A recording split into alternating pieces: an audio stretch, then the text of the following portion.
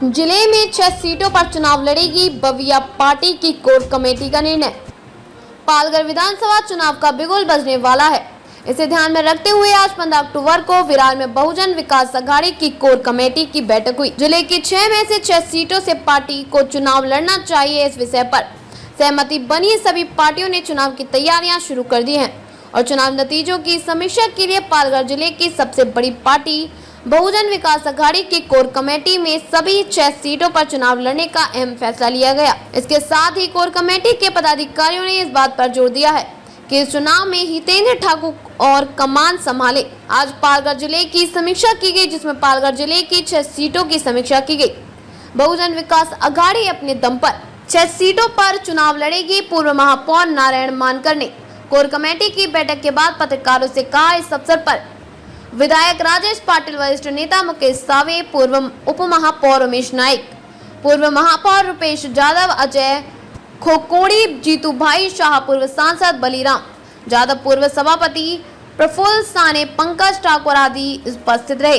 बैठक के बाद नारायण मानकर ने कहा कि पालघर जिले के लिए यह पहली बैठक थी और अगली बैठकें कोकण, सोलापुर, पुणे, नासिक, अहमदनगर, ठाणे, मुंबई, मराठवाड़ा और राज्य के अन्य हिस्सों में होंगी। कोर कमेटी के पदाधिकारियों और कार्यकर्ताओं से बात करके बैठक कब होगी बताया जाएगा।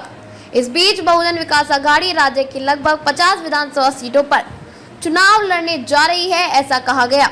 इस दौरान जब पत्रकारों ने बहुजन विकास अघाड़ी के वरिष्ठ नेता और कार्यकारी अध्यक्ष राजीव पाटिल के बीजेपी में शामिल होने की लेकर सवाल पूछा तो पूर्व उप महापौर उमेश नाइक ने स्पष्ट किया कि अभी तक पार्टी की ओर से कोई आधिकारिक जानकारी नहीं मिली है, इसलिए इस मुद्दे पर आगे चर्चा नहीं हो सकेगी और इस प्रश्न का उत्तर देना उचित नहीं होगा। सगळ्या पत्रकारांचं मी स्वागत करतोय। आपल्याला आज ही रिपोर्ट आला असेल की 3:30 वाजता इलेक्शन कमिशनची बैठक आहे आणि त्या माध्यमातून झारखंड आणि महाराष्ट्राच्या निवडणुका आज घोषित होतात। त्या दृष्टीने आमच्या पालघर जिल्हा किंवा या आमच्या 3 मतदारसंघासाठी आमची या कोर कमिटीची आज बैठक झाली आणि त्या बाबतीत इलेक्शनला कसं सामोरं जायचं ह्या बाबतीतली चर्चा झाली। उमेदवारांच्या बाबतीत देखील चर्चा झाली आणि त्या दृष्टीने आम्ही कामाला लागलेलो आहोत। आम्ही कदाचित 3 तर आमचे आमदार आहेत, पण 4थी किंवा 5वी कदाचित पालघर जिल्ह्यातल्या सगळ्याच विधानसभेच्या निवडणुका लढवण्याची आमची तयारी आहे आणि त्या दृष्टीने आज कोर कमिटीमध्ये त्या दृष्टीने सांगितलं की आपण पालघर जिल्ह्यात असतो तर जिल्ह्यात जेवढ्या विधानसभा आहेत तेवढ्या लढायच्या। आजचं म्हणजे महत्त्वाचे असे ठळक मुद्दे काय होते? निवडणुका लढायच्या हे ठीक आहे, म्हणजे एक आपल्या पक्षामधला एक स्फोट होतोय, असाही एक महत्त्वाचा नेता सुद्धा आपल्या पक्षामधून बीजेपीकडे जातोय, हाही त्याच्यामधला एक महत्त्वाचा मुद्दा होता। त्याच्यावरही चर्चा झाली का? त्याच्यावरही चर्चा झाली। बघा, पक्ष आहे तर पक्षात अनेकांना महत्वाकांक्षा असतात, कोण राहतात कोण जातात, यापूर्वी देखील गेलेले आहेत, त्यापुढे देखील जातील, पण संघटना म्हणून जी आहे ती संघटना महत्वाची आहे आणि त्या दृष्टीने सगळी चर्चा झालेली आहे। त्याचे चांगले परिणाम किंवा वाईट परिणाम काय होतील ती चर्चा देखील झाली। किती उमेदवार आपण देणार आहे त्याच्यावर? आम्ही बोललो ना, जिल्ह्यातल्या 6 मतदारसंघात आम्ही साई चसा लढवणार आहोत। उमेदवार कधी डिक्लेअर होणार? उमेदवार आता होतील, आमचे 3 तर आहेतच। आप्पा लढणार नव्हते, आम्ही सगळ्यांनी विनंती केली आणि आप्पाने देखील विचार करतो म्हणून सांगितला, त्यामुळे वसईमधून तेही एक उमेदवार असतील। 2 उमेदवार राजेश पाटील आणि क्षितिज ठाकूर आहेत। पालघरमध्ये आमच्या बळीराम जाधवांनी पालघर आणि विक्रमगड यांनी मीटिंग घेतली, तिथे देखील उमेदवारांची चाचपणी चालू आहे। पाटील हे आपलं पक्ष सोडून जात आहे, तर याबाबत त्यांना थांबवण्यासाठी कोर कमिटी म्हणून किंवा पक्ष नेतृत्व म्हणून त्यांना थांबवण्यासाठी किंवा त्यांची काय डिमांड आहे हे बघण्यासाठी पक्षानं कधी त्यांच्यासाठी प्रयत्न केलेत का, किंवा फक्त हवेवरतीच ते गेलेत अशी चर्चा आहे?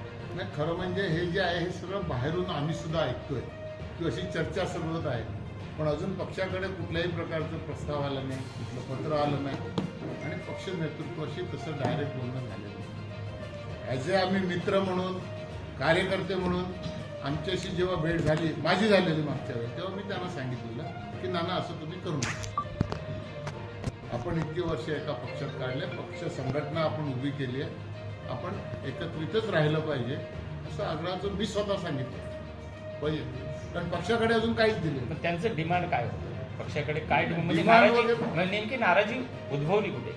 मग त्यांना का पक्ष सोडावा वाटतं हे आता तेच सांगू शकतील।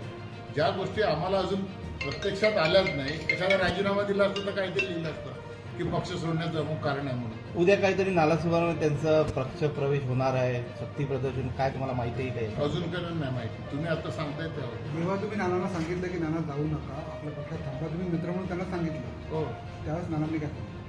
नाही, नाना आग्रह करतो की तूही ये, पण म्हटलं मी तर नाहीच आहे ना, तर तुम्हीही जाऊ नये असं माझं पुनश्चित आहे ना. असे अनेक चेहरे आहेत की ज्या चेहरे नानांसोबत जाणार आहेत अशी माहिती मिळते. जवळपास 70 नगरसेवक आहेत, अनेक मोठे जे तुमच्यासारखे नामवंत चेहरे आहेत ते पण चेहरे आहेत. तर याबाबतच्या अशा काही चर्चा झाल्यात का? नाही, याबाबत काही चर्चा झाली नाही. आणि प्रत्येक जेव्हा संघटना पक्ष फुटतात तेव्हा अपेक्षा आणि हे सांगत असतात, पण हे तुम्हाला येणाऱ्या काळात लवकरच कळेल ना. मला नाही वाटत तसं काय होईल. जर नाना गेले तर काय बहुजन विकास आघाडीला फरक पडणार का? पक्षात येणाऱ्या आणि जाणाऱ्या संघटनेला फरक पडला तरी संघटना म्हणून तिला पुन्हा उभारी घ्यायला लागते आणि संघटना आपलं काम करत असते. आता आपण बघितलं मागच्याच काळात कितीतरी पक्ष फुटले, काही पक्ष फुटले तरी पुन्हा त्यांचं मताधिक्य जवळपास तसंच राहिलं, तेवढेच उमेदवार निवडून आले.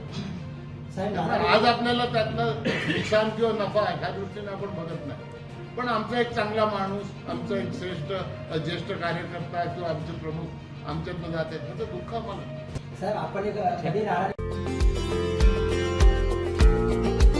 हमारे चैनल को अभी सब्सक्राइब करें और बेल आइकन दबाना न भूलें। धन्यवाद।